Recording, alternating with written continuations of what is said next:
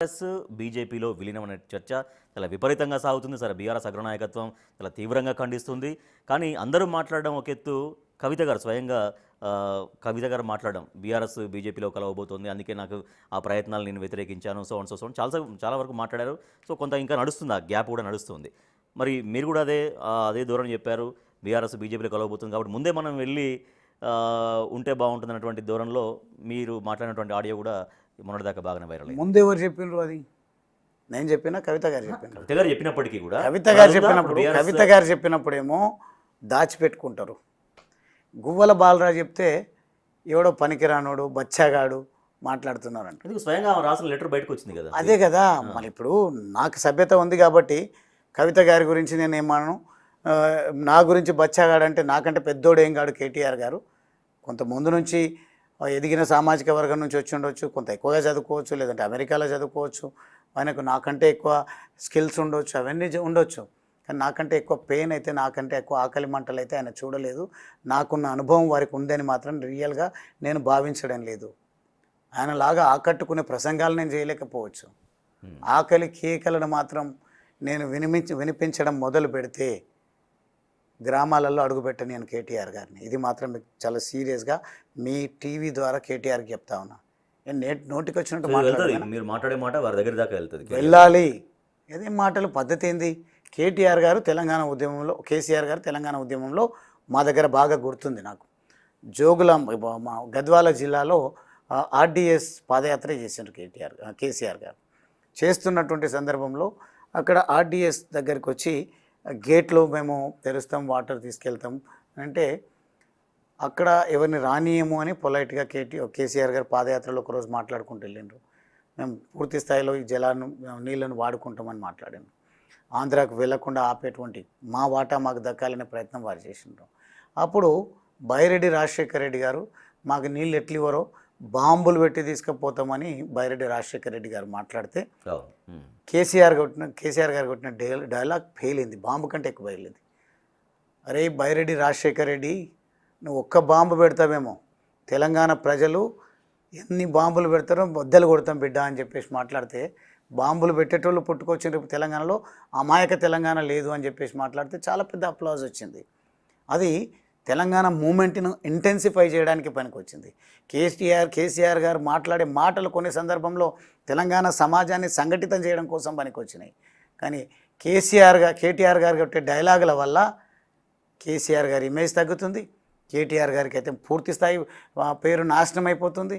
ఏదో క్యాలిబర్ ఉన్నాడు, బాగా పనిచేస్తున్నాడు, ఫ్లైఓవర్లు కడుతున్నాడు, ఫ్లైఓవర్లతోనే కడుపు నిండదు, కట్టిండు. కాకపోతే తెలంగాణ మా హైదరాబాద్ ఇమేజ్ని ప్రపంచ స్థాయిలో నిలబెడుతుందని మేము గర్వంగా చెప్పుకుంటూ వచ్చినాం పార్టీలో ఉన్నప్పుడు.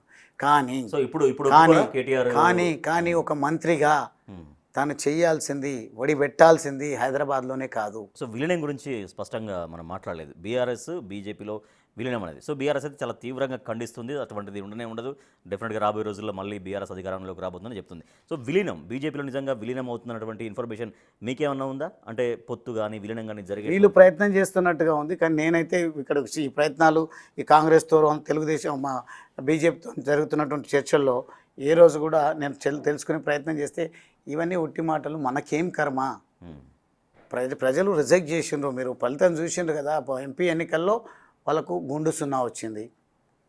అదేవిధంగా 100 సీట్లు వస్తాయి అనుకున్న దగ్గర 39 సీట్లకే పరిమితమైంది. ఈ పరిస్థితుల్లో మనకు ఆ పార్టీని మోసే కర్మ మనకేం పట్టింది? మీరు చెప్పినట్టుగా ప్రజల్లోకి వెళ్దాం, ప్రజా సమస్యలను లేవనెత్తుదాం, ప్రజా సమస్యల పరిష్కారం విషయంలో ప్రభుత్వం పైన యుద్ధం చేద్దాం. ఎవరి అవసరం మనకేముంది, స్వతహాగానే అధికారంలోకి వద్దామని ఇప్పుడు నేను చేరబోతున్నటువంటి పార్టీ పెద్దలు చెప్తా ఉన్నారు. ఖచ్చితంగా ఆ దిశగానే ప్రయత్నం చేస్తాం. ఈ పొత్తులతోన అవసరం లేకుండా, ఈ మర్జర్లతోన అవసరం లేకుండా మేమందరం కూడా కష్టపడి ప్రజల ఎజెండానే మా ఎజెండా, ప్రజలను గెలిపించాలనే నినాదాన్ని కేసీఆర్ గారు ఏదైతే ఇచ్చిండ్రో ఆ నినాదాన్ని కూడా మేము ప్రజల్లోకి విస్తృతంగా తీసుకుంటాం, ప్రజలను గెలిపిస్తాం. తద్వారా ప్రజాస్వామ్యంలో ప్రభుత్వాలు కూడా ముఖ్యం కాబట్టి అధికారంలోకి కూడా రావడానికి శక్తి వంచన లేకుండా ప్రయత్నం కానీ చేస్తారు. బీజేపీకి అంత తెలంగాణలో అంత స్కోప్ ఉందా? అంటే నేను స్థాయి గురించి మాట్లాడట్లేదు, సరే ప్రజాభిమానంతో ఎవరైనా అధికారంలోకి రావచ్చు, కానీ ఈ సమయంలో అంత వాతావరణం ఉందా బీజేపీకి? బీజేపీ పుంజుకొని మీరు అన్నట్టుగా ఎమ్మెల్యేలందరూ గెలిచి అధికారంలోకి వచ్చేంత స్థాయి ఇప్పుడు బీజేపీకి కనబడుతుందా రాబోయే రోజులు కమింగ్ ఎలక్షన్స్?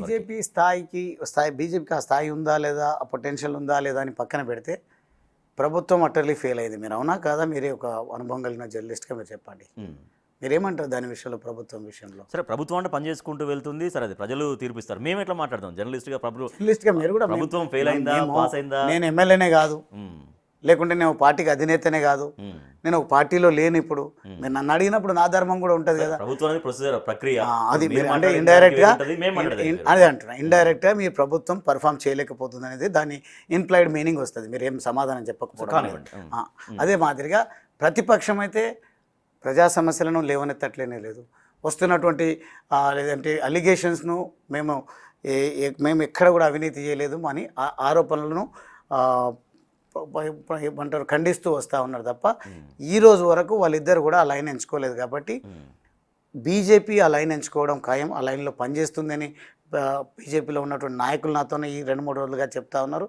ఆ దిశగా పనిచేయించడం కోసం సమిష్టి నిర్ణయాలతోన టీం వర్క్ చేస్తే మాత్రం బీజేపీ అధికారంలోకి వస్తుందనే విశ్వాసం మాత్రం నాకు ఉంది. సో రాష్ట్రంలో బీసీ వాదం నడుస్తుంది. సో కవిత గారు పక్కన బీసీల కోసం దీక్ష చేస్తున్నారు, తర్వాత ఇంకా బీసీలు రాజ్యాధికారం కావాలనేది నడుస్తుంది. సో అంటే బహుజన ఆ కాన్సెప్ట్ అనేది నడుస్తుంది. సో బీజేపీలో అది ఎంతవరకు మీరు ఎక్స్పెక్ట్ చేస్తున్నారు?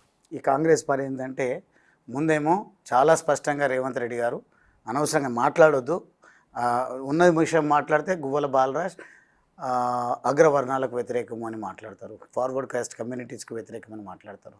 కానీ రేవంత్ రెడ్డి గారు పలు సందర్భాల్లో నేను రెడ్డి పోలరైజేషన్ చేస్తున్నా అధికారంలోకి వస్తామేమో అని మాట్లాడినారు. ఇప్పుడేమో కవిత గారు ఇది రెడ్డిది అవన్నీ పక్కన పెట్టి బీసీ లైన్ ఎత్తుకుంటే బీసీలను ఆకట్టుకోవచ్చు అనే ప్రయత్నం వారు చేస్తున్నారు. ఇదేదో బాగుంది అని ఢిల్లీలో జంతర్ మంతర్ దగ్గర పోయి కాంగ్రెస్ పార్టీ దీక్ష చేస్తుంది. కాంగ్రెస్ పార్టీ ఈరోజు బీసీ డిక్లరేషన్ ఎక్కడ కామారెడ్డిలో ప్రకటించినట్టుంది. బీసీ డిక్లరేషన్ విషయంలో వారు ఇచ్చినటువంటి హామీని నెరవేర్చుకోకుండా ఇప్పుడు 50% మించి రిజర్వేషన్ ఇచ్చేటువంటి వెసులుబాటు ఉందా లేదా పక్కకి పెడితే ఇస్తామని చెప్పడం జరిగింది.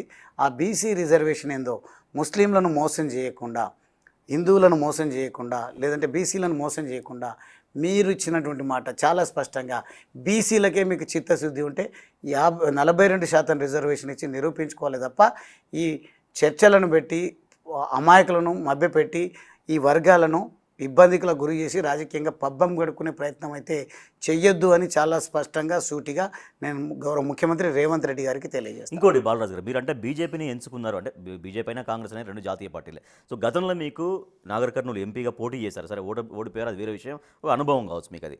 అంటే రాబోయే రోజుల్లో గువ్వల బాలరాజు గారు దేశ రాజకీయాల్లో అంటే మళ్ళీ ఎంపీగా పార్లమెంట్ వైపు వెళ్ళేటువంటి ఆలోచన ఉందా, లేదంటే రాష్ట్రంలో ఎమ్మెల్యేగా ఆలోచన ఉందా? అంటే మీరు అన్నారు సరే పదవులు ఆలోచన లేవని వేరుగానే డెఫినెట్గా వస్తే ఎవరు కాదన్న ప్రజాభిమానంతో ఏ పదవినన్నా తీసుకోవాల్సిందే. సో ఏంటి మీ ఆలోచన, రాష్ట్రంలో ఉండాలన్నా కేంద్రంలో ఉండాలి, ఒక ఎంపీగా ఆలోచన ఉందా? కానీ బీఆర్ఎస్ చెప్పినట్టయితే కాను, అయితే ఎమ్మెల్యేనైతే లేదంటే ఎంపీగానైతే. కానీ బీఆర్ఎస్ ఎంచుకుంటున్న విధానము ఓడిపోయినటువంటి ఎమ్మెల్యేలు కానీ ఎంపీలు కానీ మంత్రులు కానీ జెడ్పీటీసీలుగా పోటీ చేసి జిల్లా పరిషత్ చైర్మన్ కావాలంటున్నారు. జిల్లా పరిషత్ చైర్మన్ పదవిని తక్కువ అంచనా వేయడం లేదు, జెడ్పీటీసీ పదవిని తక్కువ అంచనా వేయడం లేదు. కానీ మా అవకాశాల్లోనూ మా వర్గాల్లో ఉన్నటువంటి ఇతరులకు ఇవ్వకుండా ఎస్సీ జిల్లా పరిషత్ చైర్మన్ అయిందంటే మీరు పోటీ చేయాలి, ఎస్సీ జెడ్పీటీసీ ఎక్కడుంటే అక్కడ అని చెప్పేసి మాట్లాడు.